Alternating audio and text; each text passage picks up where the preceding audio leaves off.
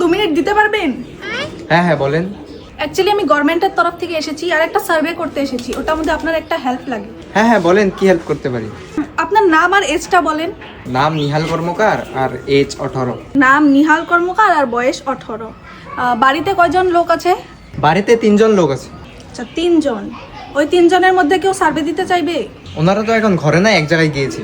আচ্ছা, আর আপনি কোনো জব করেন না কোনো স্টার্ট আপ আছে আপনার? আমি তো এখন পড়াশোনা করছি, আমার পাপার একটা স্টার্ট আপ আছে। তো তোমার পাপার ইনকাম কত? ইনকাম 1.5-2 লাখ টাকা হয়ে যায়। 1.5-2 লাখ? হ্যাঁ। এখন আমি আপনাকে কিছু আপনার হ্যাবিটসের বিষয়ে শুনবো, যেরকম আপনি কত ঘন্টা ফোন চালান?